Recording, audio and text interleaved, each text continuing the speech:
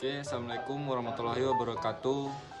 Kami dari kelompok 4 akan mempresentasikan hasil kerja kami yang bertemakan kasus PT Pos Indonesia. Oke, perkenalkan nama saya Bayu Sumantri sebagai moderator dan sebagian dari teman saya yaitu ada Mesindi selaku teman saya, ada Adi Panjaratan dan juga Muhammad Hairul Rajikin. Nah, yang pertama saya akan membacakan tentang pembahasan. Nah, yang pertama dari kasus di atas, ada 5 faktor yang mempengaruhi pemberian kompensasi dan jelaskan. Yaitu dari kasus yang terjadi pada PT Pos Indonesia, terdapat beberapa faktor yang mempengaruhi terjadinya pemberian kompensasi kepada para karyawan PT Pos Indonesia, yaitu sebagai berikut.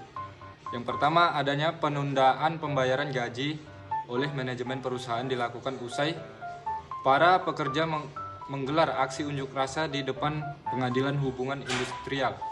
Demo yang diikuti ratusan karyawan tersebut dilakukan karena Pos Indonesia dinilai banyak melakukan pelanggaran terkait peningkatan kesejahteraan karyawan. Yang kedua, imbas aksi demo tersebut, Pos Indonesia memutuskan untuk menunda pembayaran gaji para karyawannya. Penundaan tersebut termuat dalam surat yang ditandatangani oleh Direktur Utama PT Pos Indonesia, Gilarsi W. Sutijono.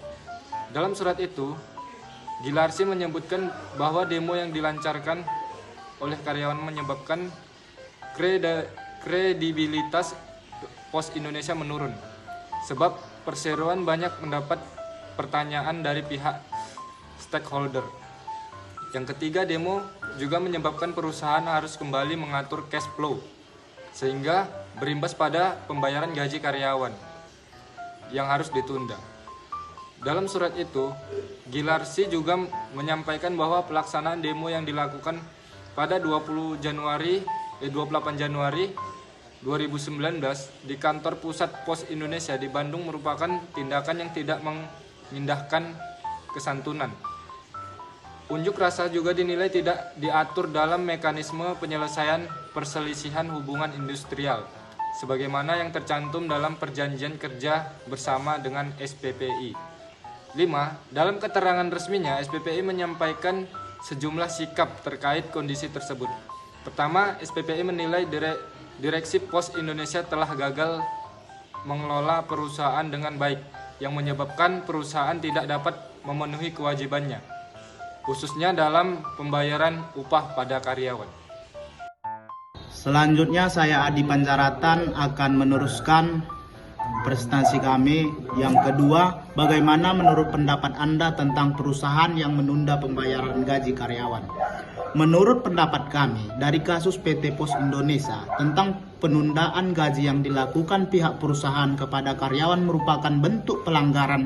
Direksi Pos Indonesia telah melanggar ketentuan dalam PP nomor 8 tahun 1991 tentang perlindungan upah, di mana pihak Direksi Pos Indonesia telah melanggar hukum dan hak asasi manusia, di mana perusahaan dianggap gagal dalam mengelola perusahaan.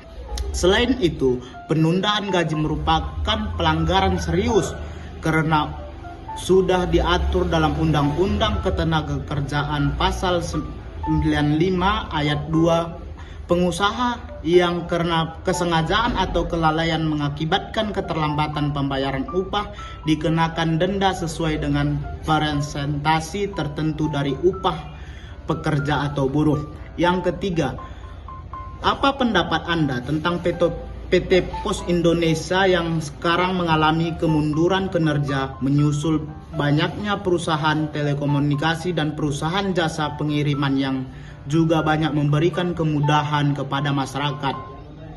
Pandangan kami terkait PT Pos Indonesia yang saat ini sedang mengalami penurunan kinerja dan banyaknya perusahaan telekomunikasi saat ini, pihak Pos Indonesia harus merancang transformasi perusahaan baik untuk menghadapi persaingan di industri yang kian ketat maupun untuk menangkap potensi pasar jasa kurir dan logistik yang besar di Indonesia.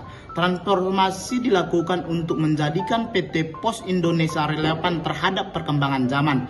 Transformasi ini tujuannya bukan untuk ke masa depan. Hal ini untuk menjadikan Pos Indonesia relevan dengan zaman sekarang. Untuk ke depan, PT Pos Indonesia harus melakukan inovasi. Selain itu, di dalam tubuh Indonesia pun dilakukan pembenahan dari sisi sumber daya manusia. Semua karyawan dibekali pengetahuan dan pelatihan digital agar pola pikir berubah menjadi mindset digital. Nomor 4, selain fungsi kompensasi yang ada pada kasus di atas, setidaknya ada 3 fungsi operasional MSDM yang lain yang muncul pada kasus di atas. Jelaskan pendapat Anda serta alasan yang rinci. Jawaban yang pertama, fungsi pengadaan yang terjadi pada PT Pos Indonesia, penarikan, seleksi, penempatan, orientasi, dan induksi untuk mendapatkan karyawan yang sesuai kebutuhan perusahaan, yang akan membantu perusahaan jika terjadi penurunan kinerja yang terjadi dalam perusahaan. 2. Fungsi pengembangan yang terjadi pada PT Pos Indonesia. Proses peningkatan keterampilan teknis, teoritis, konseptual, dan moral karyawan. Pendidikan dan latihan yang diberikan harus sesuai dengan kebutuhan pekerjaan masa kini maupun masa depan. 3. Fungsi pengintegritasan yang terjadi pada PT Pos Indonesia untuk mempersatukan kepentingan perusahaan dan kebutuhan karyawan, sehingga terciptanya kerjasama yang serasi dan saling menguntungkan, di mana pengintegrasian adalah hal yang penting dan sulit dalam MSDM karena mempersatukan dua aspirasi atau kepentingan yang bertolak belakang antara karyawan dan perusahaan, agar seluruh karyawan dan serikat pekerja dapat saling bekerjasama dan menjaga keharmonisan hubungan industrial, termasuk juga nama baik perusahaan di mata pelanggan dan stakeholdernya.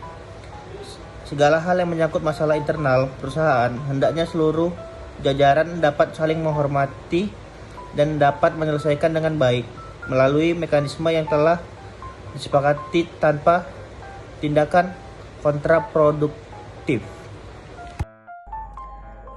Baiklah, soal yang terakhir yaitu, menurut Anda apakah pantas sikap yang dinyatakan SPPI terkait dengan kondisi PT Pos Indonesia yang cenderung mengalami kemunduran? Jelaskan argumen Anda. Menurut pendapat kami, SPPI atau Sertifikat Profesi Pembiayaan Indonesia telah mengambil langkah yang tepat, di mana para pegawai yang tergabung dalam Serikat Pekerja Pos Indonesia atau SPPI mengaku belum menerima gaji selama 1 bulan. SPPI hanya melakukan tugas dan kewajibannya dan membantu para pegawai dalam mengambil hak ataupun kompensasi yang seharusnya diterima.